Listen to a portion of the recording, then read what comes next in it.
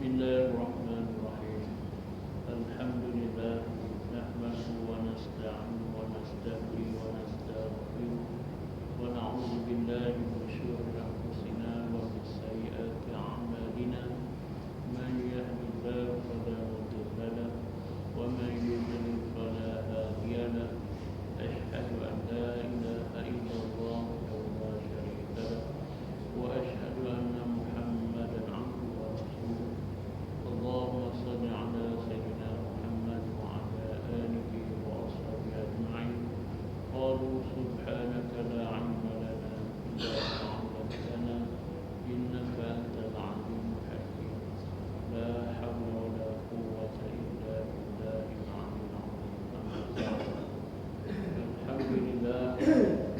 Syukur kita kepada Allah SWT dengan limpah kurnia dan keizinannya juga dapat kita bersama-sama berada dalam rumah Allah di masjid ini bagi kita menyempurnakan solat fardu secara berjemaah dan juga dapat kita mengisi waktu ini kita duduk dalam majlis ini. Dan marilah sama-sama kita berniat dan niat itikaf di masjid. Mudah-mudahan Allah SWT bukan sahaja memberikan ganjaran kepada kita, malah merahmati kita, insya-Allah. Jadi malam ini insya-Allah kita akan menyentuh tajuk berkenaan dengan riya dan jawatan. Satu daripada bab yang dipilih oleh Imam Al-Ghazali ini ialah tentang riya dan juga jawatan. Menurut Imam Ghazali, kedudukan dan pangkat itu adalah sesuatu yang sangat disukai. Kita ni fitrah manusia itu sukakan kepada sanjungan oleh orang lain.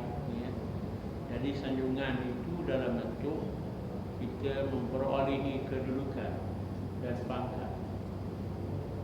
Kalau dibagi jawatan, bukan main lagi, ombangnya lain.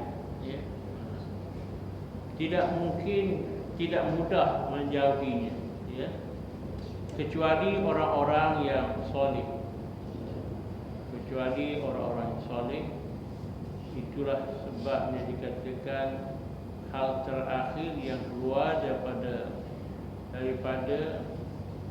kepada para siddiq iaitu cintakan kedudukan. Kedudukan itu asalnya ialah kemasyhuran. Jadi dengan adanya kedudukan itu, seseorang itu jadi masyhur, dikenal.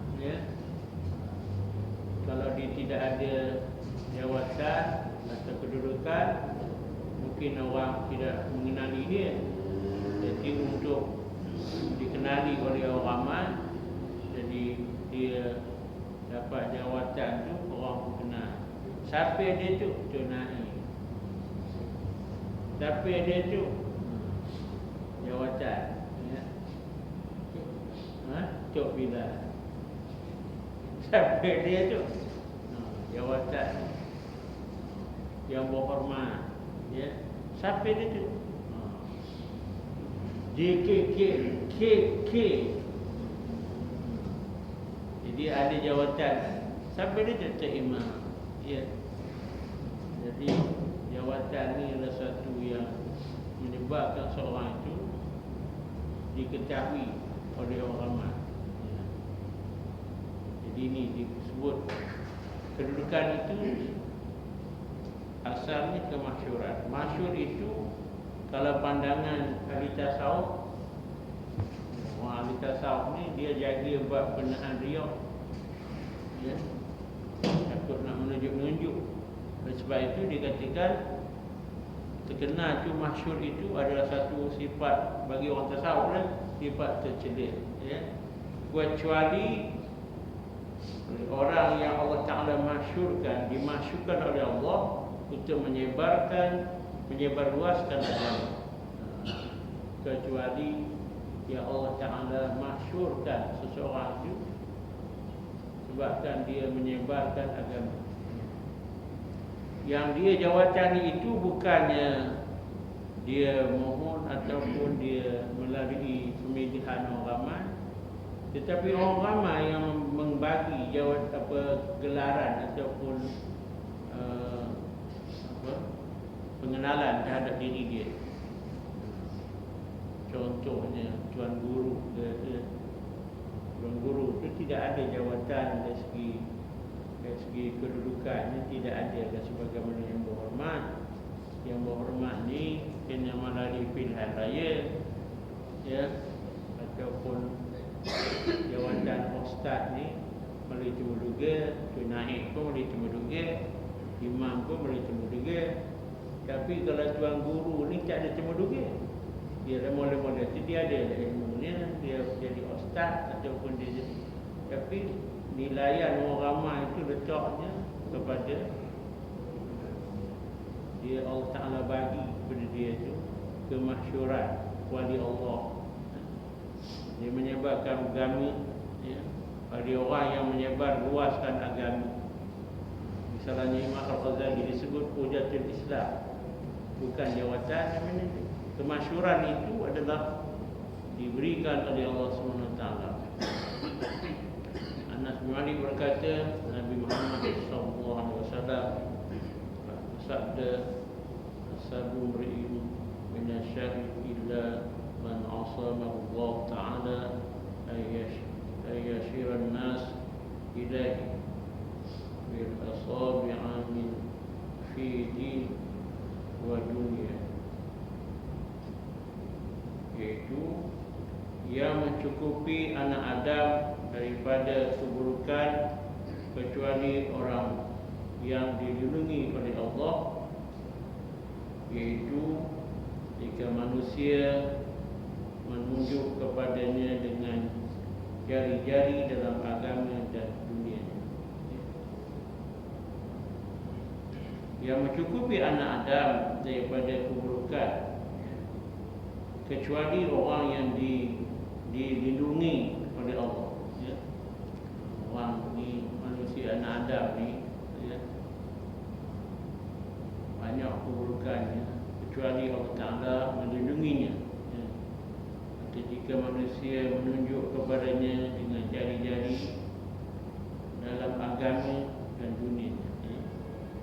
Jadi inilah hadis Nabi yang menyebut tentang anak Adam ini, ya, dimuliakan, dilindungi oleh Allah Subhanahu Wa Taala. Dan juga kalau sekiranya manusia itu menunjuk ataupun mengenalkan diri seseorang itu, iaitu dalam agama, ya. Dan Sayyidina Ali berkata, jangan menjadi orang terkenal, ya. Sayyidina Ali, jangan menjadi orang terkenal, sembunyilah, jangan angkat dirimu agar dikenal orang dan diketahui. Diamlah, maka kamu selamat. Jadikan orang soleh gembira dan orang derhaka marah, ya. Jadi ini kata Sayyidina Ali, ya, jangan jadi terkenal, jangan jadi masyhur. Biarlah lebih baik daripada kita tak dikenali oleh orang ramai. Jangan angkat dirimu agar dikenal oleh orang ramai dan diketahui oleh orang. Diamlah kamu, ya. Maka kamu akan selamat. Selamat dia apa? Selamat daripada penyakit riak. Penyakit riak, ya. Kemudian Ibrahim bin Adham menyatakan, tidak jujur kepada Allah orang yang suka terkenal, ya. Maknanya orang yang suka dikenali atau dimasyhur, ingin terkenal ini, ya, sebenarnya dia sifatnya masalah tidak jujur kepada Allah.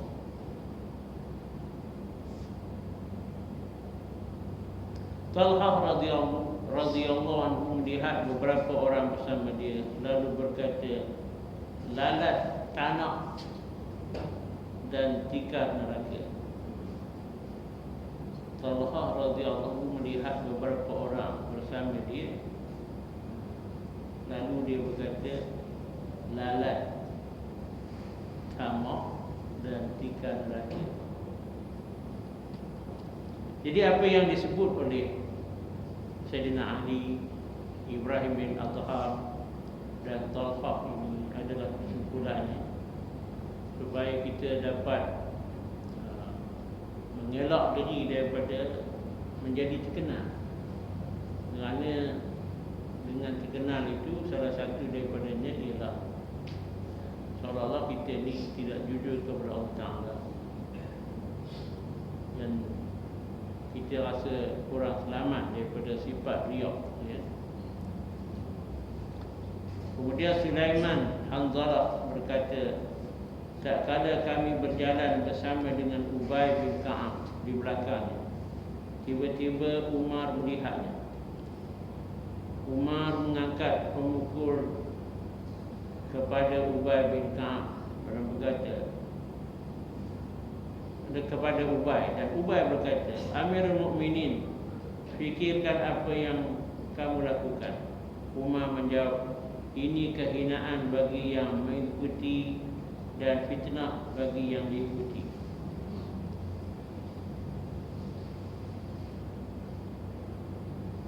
Jadi kisah ini iaitu Sulaiman bin Hanzalah, dia menceritakan, ya, kami ini berjalan bersama Ubay bin Ka'ab. Ubay bin Ka'ab ni dalam satu pengertian tentang apa yang dimaksudkan takwa, ya. Ubay bin Ka'ab ni ada berdialog dengan Sayyidina Umar Al-Khattab, ya. Dan apakah yang dimaksudkan dengan takwa? Jadi takwa ni adalah seperti kita berjalan di dalam gelap, dalam keadaan kita mengelak diri daripada terpijak duri di dalam gelap. Tentulah kita berhati-hati, ya. Dan dalam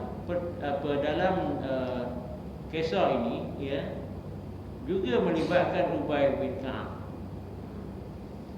Dia berjalan depan, tiba-tiba belakangnya itu dia melihat Sayyidina Umar Al-Khattab. Sayyidina Umar Al-Khattab mengangkat macam rotan ataupun macam pemukul kepada Ubay bin Ka'ab. Lalu Ubay berkata, wahai Amirul Mukminin, fikirkan apa yang kau lakukan. Umar menjawab, ini kehinaan bagi yang mengikuti dan fitnah bagi yang diikuti. Dua-dua sekali kena, ya. Iaitu ini kehinaan bagi orang yang mengikuti. Orang mengikuti ini Sayyidina Umar Khattab duduk di belakang, dia mengikuti di belakang Ubay bin Ka'ab, dia pukul Ubay bin Ka'ab. Dia kata salah, ini adalah kehinaan bagi orang yang mengikuti dan fitnah bagi orang diikuti. Jadi ini menunjukkan bahawa Sayyidina Umar Khattab ini, ya, menjaga dirinya, ya, supaya dia tidak dengan jawatannya itu tidak menjadikan dia riak, ya. Hasan berkata, suatu hari Ibnu Mas'ud keluar daripada rumah, maka orang mengejarnya, ya. Ibnu Mas'ud menoleh ke arah mereka lalu berkata, atas dasar apa kamu mengikuti aku?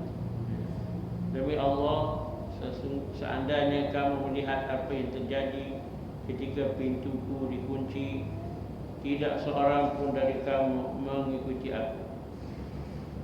Hasan juga berkata, hati orang bodoh tidak tegar pada saat suara selipar berada di belakang ulama. Jadi cerita berkenaan dengan Sayyidina Hasan berkata, dia kata satu ketika dia pernah mengikuti Ibnu Mas'ud, keluar daripada rumah Ibnu Mas'ud, ya, dia ikut daripada belakang, ke orang mengejar Ibnu Mas'ud. Jadi Ibnu Mas'ud pun toleh ke belakang, ya. Kau mengapa kau mengikut aku? Ibnu Mas'ud kata, demi Allah, sesungguhnya kami melihat, kalau kau melihat, kata Ibnu Mas'ud, kalau kau melihat apa yang terjadi ketika pintu aku dikunci, tak seorang pun, ya, daripada kamu mengikuti aku. Jadi begitulah ya. Betapa rasa rendah diri tawaduknya Ibnu Mas'ud. Kalau komen tahu apa yang aku buat dalam rumah, komen mungkin tak ikut aku ya. Tapi jawab Hasan bin kata, wahai kami orang yang bodoh, yang orang bodoh tidak tega pada saat suara seripar berada di belakang ulama. Jadi Ibnu Mas'ud ini adalah salah seorang daripada sahabat yang berilmu, ilmunya tinggi ya. Jadi Ibnu Mas'ud ini selalu dikejut ataupun diikut oleh para sahabat ya, kerana keistimewaan Abdullah bin Mas'ud ya. Abdullah bin Mas'ud ni dia adalah orang yang antara penulis wahyu Allah Ta'ala. Dia penulis wahyu di kalangan sahabat-sahabat Nabi ya, dan orang yang berilmu, dan ramai para sahabat yang Nabi ikut daripada belakang ya. Abdullah bin Mas'ud ni sebagaimana yang telah ceritakan dulu adalah antara sahabat yang mengamalkan ya, amalan beristighfar kepada Allah Subhanahu Wa Taala waktu sahur atau waktu fajar ya. Bila para sahabat, ada salah seorang sahabat masuk ke Masjid Nabawi, dilihat di satu penjuru ada seorang lelaki yang memohon keampunan dengan Allah Ta'ala. Ampunkanlah aku pada waktu sahur ini, waktu fajar ini ya. Dan pada masa itu Ibnu Mas'ud kalau kamu dapat pemahaman, kalau zikir atau mohon ampun kepada Allah Subhanahu Wa Taala, astagfirullahalazim itu sebelum subuh sebanyak 70 kali. 70 kali. Kalau senang dia nak buat tu ya. Yang susah tu yang ada nilai. Yang susah itu ada nilai. Yang senang-senang ni kalau tak buat pun lagi dah tak guna ya. Yang senang pun tak nak buat, yang susah lagi apa tak lagi ya. Yang senang kita risau di akhirat nanti bila ditimbang neraca mizan ya. Timbang Allah SWT timbang yang sikit, yang sebesar kuman pun Allah SWT akan kira sebagai amalan. Tiba-tiba ada sebesar kuman lagi nak cukupkan timbangan berat amalan pahala itu. Dosanya banyak, tapi tinggal sekelumit lagi, sekuman lagi, sekuman lagi sekecil darah nak menyukupkan bekalan amal pahala, nak melawan amal dosa. Itulah kita rasa yang amalan yang kecil-kecil ni jangan dianggap sebagai orang Indonesia bilang dipandang enteng. Simpang perenang dipandang enteng ya. Dan jadi di belakang betul kan. Dipandang enteng, dipandang mudah je. Siapa sifat ya. Masuk aja masjid menang kata. Masuk tak beramal dah, alhamdulillah nak pergi masuk datang pergi ke masjid. Yang tak datang langsung tu. Itu juga kita ngajoknya ya. Tapi masalahnya ya, kita timbang-timbang amalan baik dengan amalan jahat kita ni. Risau takut amalan yang jahat ni lebih sikit saja. Amalan yang baik itu tak dapat menampung, lagi sekelumit saja. Ini risau kita. Timbang ni mengumpat banyak ya. Bayang mengumpat pecenok ya. Dalam 24 jam tu kira-kira untung ke rugi kita menjaga tadi ya. Aku ni bangkit subuh pada terlanjut subuh datang subuh ke jemaah tidak. Kira-kira ni maghrib datang berjemaah. Lepas tu cek balik kedai kopi tadi dah awak mati orang. Lepas tu lohor tadi sembahyang berjemaah ke tidak, cukup ke awal-awal itu ke tidak ke? Cek punya cek hari tu niaganya untuk kena muhasabah ya, muhasabah hari-hari ya. Jadi kalau ikut amalan orang sufi, orang tasawuf ni, bab-bab yang kecil ni cukup dijaga supaya amal dia ikhlas. Ya, amal dia ikhlas. Jadi itu sebab dia mentakutkan jawatan. Takut dengan jawatan. Takut jawatan sebab apa?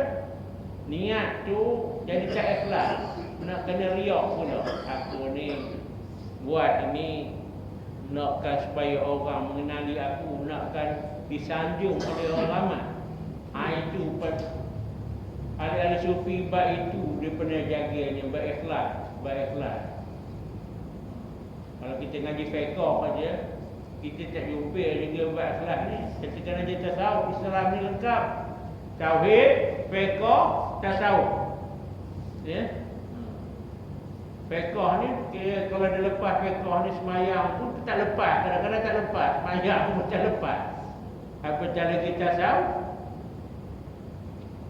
Itu kadang-kadang bab fiqh ni rukun qauli pun tak lepas. Ya, rukun qauli tak lepas. Sudah habis je sembahyang ni.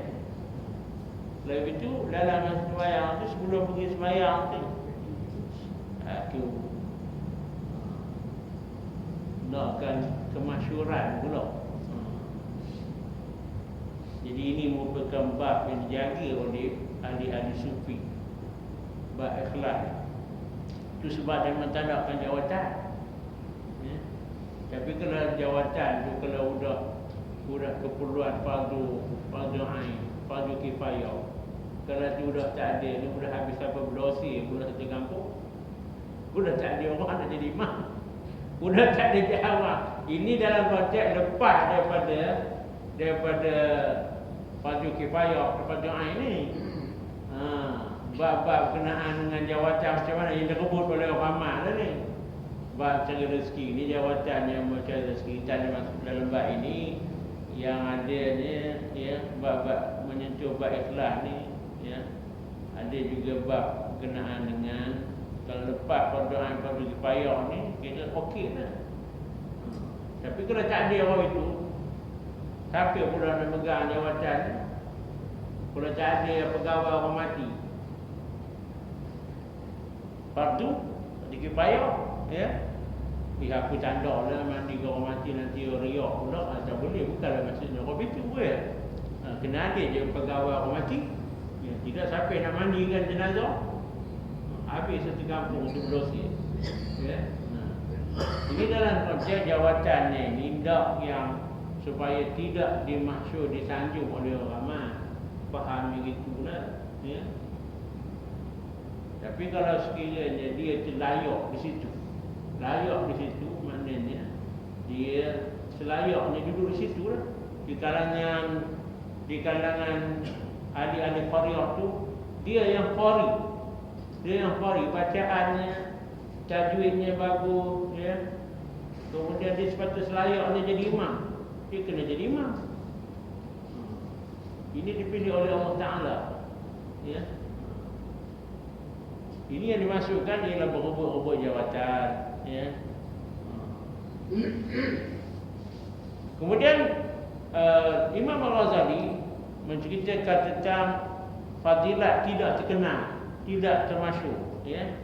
Dalam satu hadis Nabi Muhammad sallallahu alaihi wasallam bersabda, banyak orang kesat rambutnya ya.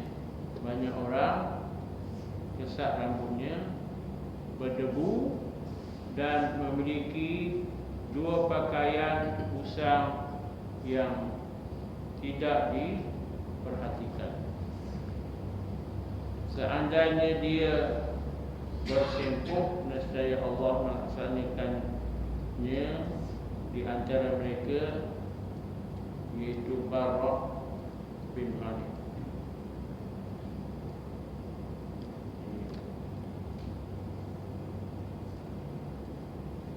Sambung dengan Ibnu Mas'ud radhiyallahu berkata, Nabi Muhammad sallallahu alaihi wasallam bersabda,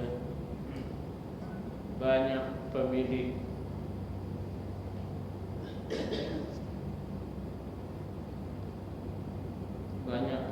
jual pakaian busuk yang tidak diperhatikan. Seandainya dia bersumpah kepada Allah, nescaya dia akan melaksanakannya. Seandainya dia berkata, ya Allah, sesungguhnya saya meminta syurga kepadamu, nescaya dia memberinya syurga, dan dia tidak memberikan sesuatu daripada dunia kepadanya.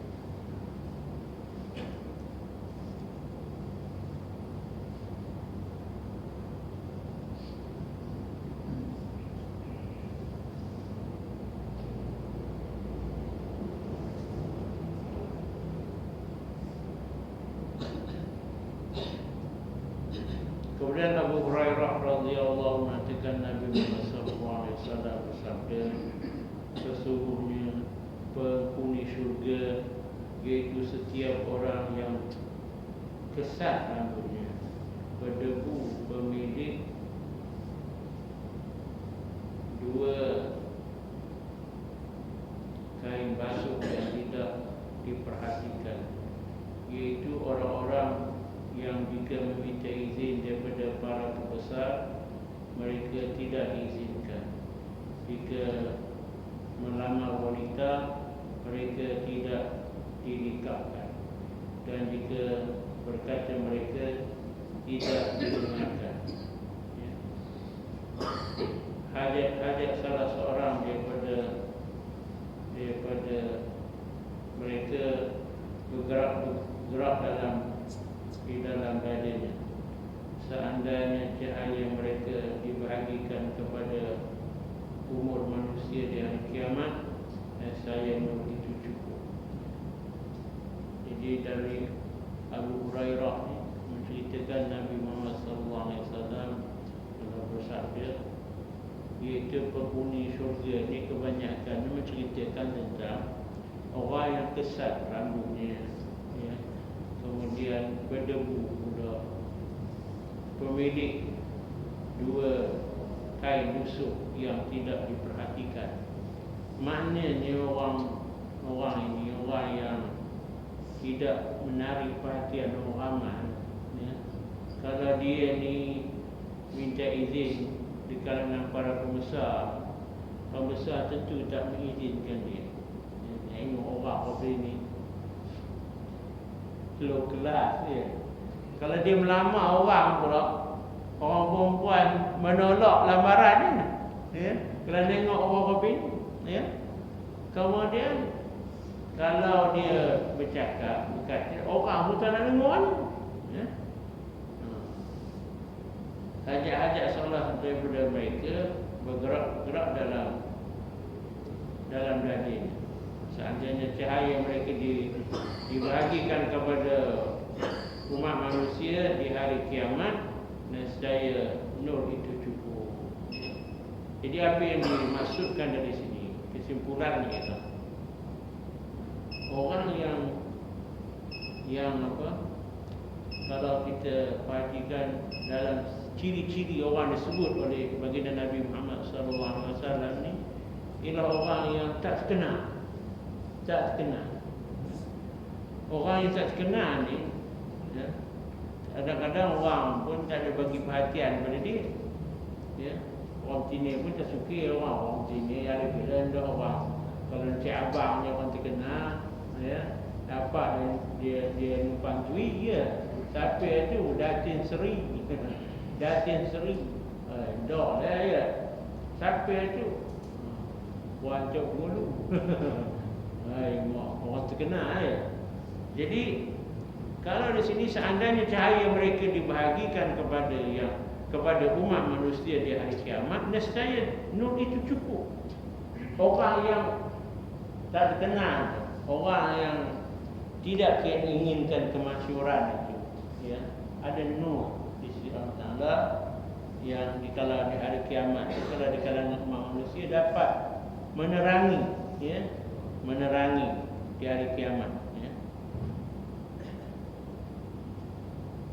Baik, satu kisah bagaimana Umar pernah masuk masjid. Tiba-tiba Umar melihat Mu'adz bin Jabal menangis berhampiran dengan kubur Nabi.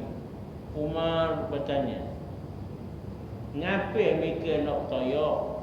Kita tanya, "Apa yang membuat mereka ni menangis?" Kata Sayyidina Umar kepada Mu'adz bin Jabal.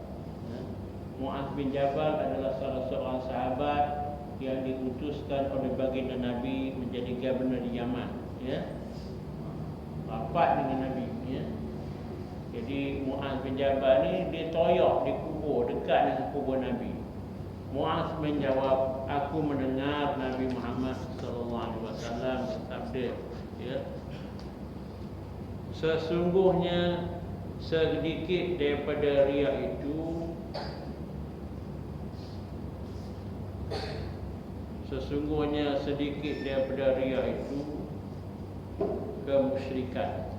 kemusyrikan, dan sesungguhnya Allah Ta'ala mencintai orang-orang yang bertakwa, yang umur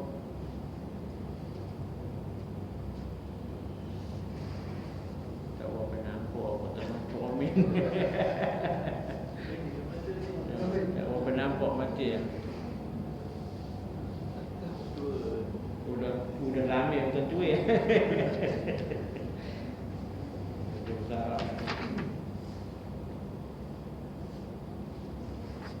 Cerita tentang sesungguhnya sedikit daripada riya itu adalah kemusyrikan, ya.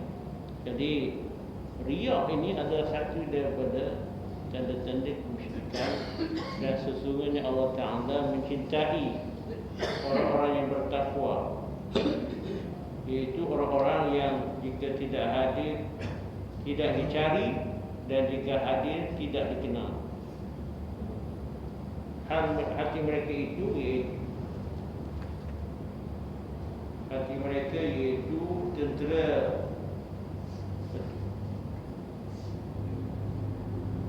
petunjuk mereka selamat daripada setiap yang berdebu dan gelap. Jadi dalam ini ceritakan tentang bagaimana Mu'adz bin Jabal setelah mendengar Rasulullah SAW bersabda, iaitu riya itu adalah tanda kemusyrikan. Musyrik, ya, mensekutukan Allah. Itu sebabnya disebut riya itu sebagai syirik kecil, ya. Dan Allah SWT mencintai orang yang bertakwa, ya, orang yang bertakwa yang sama. Orang tu bertakwa tapi yang sama ni macam nampak tak nampak dia. Yang maksudnya itu orang yang jika tidak hadir tidak dicari. Kalau dia tak hadir ke, orang tak perasan dia hadir ke tak hadir, ya, tapi dia orang bertakwa. Dan kalau dia hadir pula tak dikenal dia orang. Ada yang berserobot tak ada, apatah lagi tak ada, ya. Hal hati mereka itu iaitu antara petunjuk mereka selamat daripada setiap yang berdebu dan gelap, ya. Jadi apa yang dimaksudkan di sini ialah orang yang bertakwa tapi tidak dikenali oleh orang ramai, ya. Dia itu orang yang bertakwa tapi dia tak dikenali oleh orang ramai, ya. Kita tengok para wali ini, dia cukup jaga buat ini, ya, cukup jaga. Sebabnya Dia tanda menyebabkan dia jatuh musyrik. Syirik kecil, ya. Riya, ya. Ibnu Mas'ud radhiyallahu berkata, jadilah kamu sumber ilmu, hendaklah kamu banyak duduk di rumah, hati kamu perbarui dan pakaian kamu usang, kamu dikenal oleh penghuni langit dan tidak dikenal oleh penghuni bumi, ya. Jadi Ibnu Mas'ud radhiyallahu berkata, komen ni kena jadi sumber ilmu, ya. Banyak akan mencelaah di rumah, duduk di rumah, ya.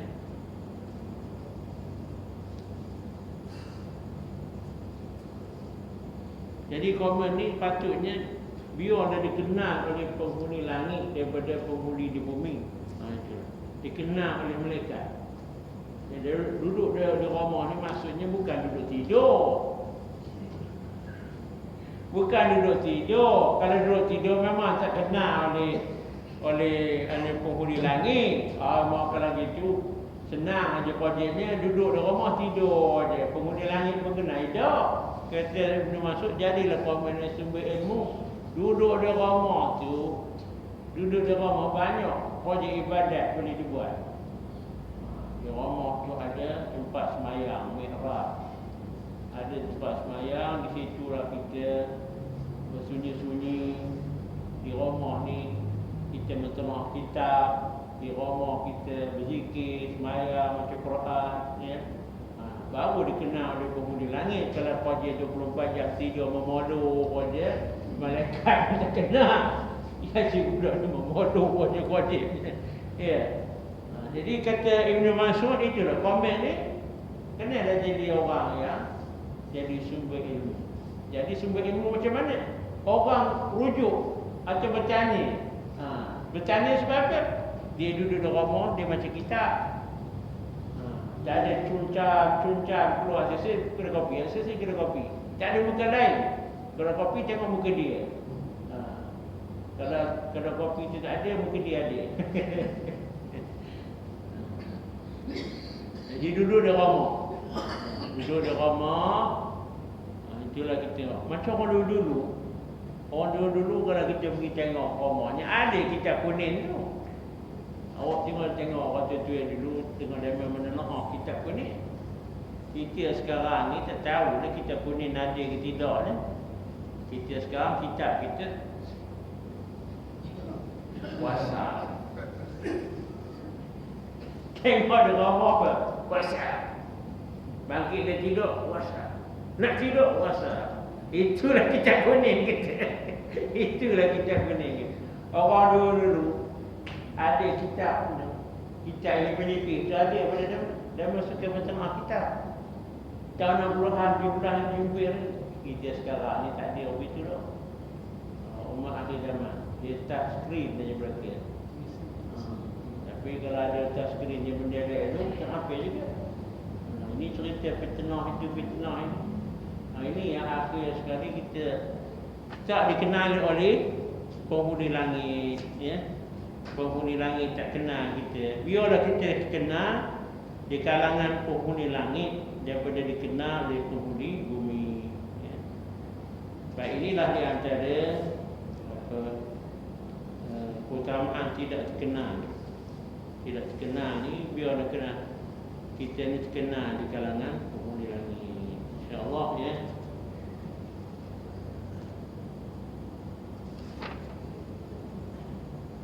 Jadi bab kena riak ni kita akan sambung kembali, ya. Pada minggu depan insya-Allah. Sebenarnya Imam Ghazali banyak menguraikan panjang lebar tentang riak, ya. Sebab inilah penyakit mazmumah yang melekat pada diri orang, ya. Kebanyakan kita ni, ya, ada penyakit ini, ya, yang menyebabkan seseorang itu ada jenisnya, ya. Riak ni ada jenisnya. Ada riak khafi, iaitu riak ni lebih lembut daripada merayapnya semut. Riak ni opennya ada, ya, riak rahsia yang tersembunyi riak ni. Ya, ada jenis-jenisnya. Yang lembut dia macam mana? Lembut daripada merayapnya semut. Semut tu kecil, ya. Dia lebih kecil daripada semut lagi, ya. Jadi kita insya-Allah, ya.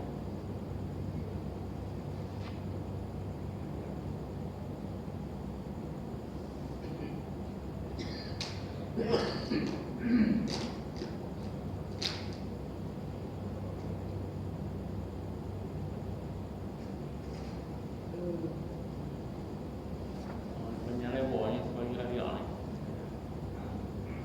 Jadi insya-Allah kita sambung minggu depan. Saya jadi terlewat sebab apa? Sebab traffic light ni udah dia yang dari Paris dia tak bagi lalu.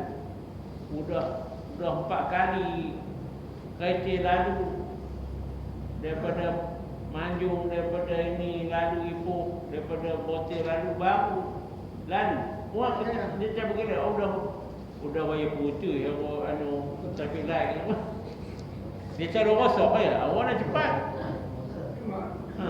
Patutnya daripada open mood. Habis tu kita ada yang kena ya. Daripada Jelo pula ke ni. Kelapa. Terus kan? Hari Jumaat. Kalau kat pagi tu. Kalau awak terlewat, Faizal naik jadi imam.